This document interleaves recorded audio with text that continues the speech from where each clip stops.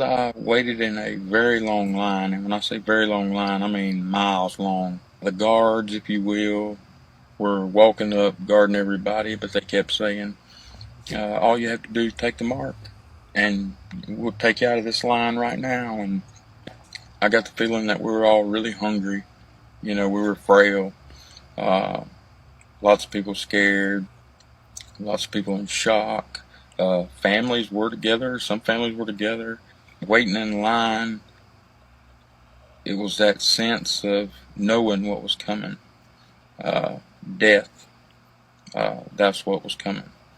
As I waited in the lines, I think the most horrible things that I saw were younger children, teens, were giving in because they were hungry, and their families were hollering, come back to the line, don't give in, don't do that, and other people stepping in, please son, don't, for those of us who knew what we were doing there, we were getting put right on the line for being Christians, for believing in Jesus Christ and believing in God. As we waited in line, many of people gave up, got took away. I overheard one of the guards say, little do they know, if they decide to take the mark, the pain's just beginning. And that really stuck with me because I really know that he meant every word of it. And I knew wholeheartedly that they would be receiving more pain than I ever would, for eternal pain. And my heart went out to them. The building that I went into, it was a long hallway, corridor, and every so often there was big iron doors that would slide open. We were walking on metal grate material, and under that metal grate material, I believe was blood. It was the overflow from all the killings and the deaths, which is kind of weird, but that's what it was. As I got up to the door, I wasn't scared. Thank goodness, I found the Lord, and there was a sense of peace that I knew that I was going to be with the Lord soon. So I didn't freak out like a lot of these people. So many of us entered the room, and then the door shut behind us, where it was a big round room, really big, real tall ceilings, and in the middle of it was a guillotine.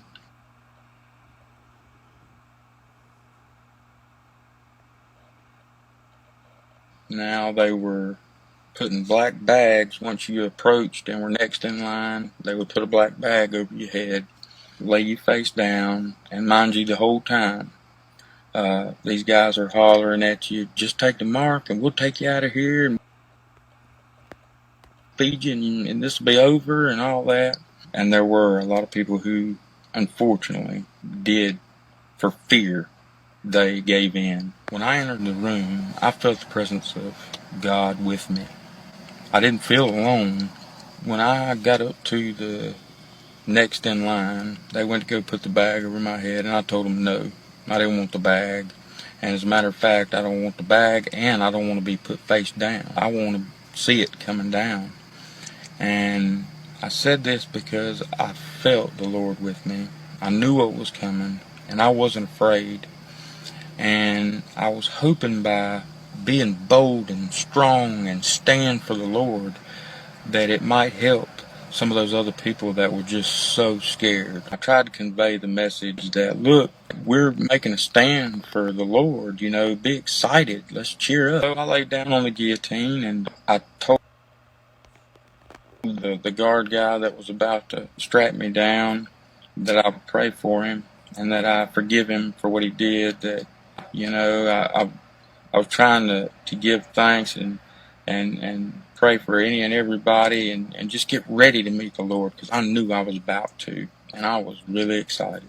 They let me do it. They didn't put a bag over my head, and they let me lay down on my back instead of laying down on my belly. And when he dropped the guillotine, it never hit me before. I flung up right out of my body, kind of like a firework.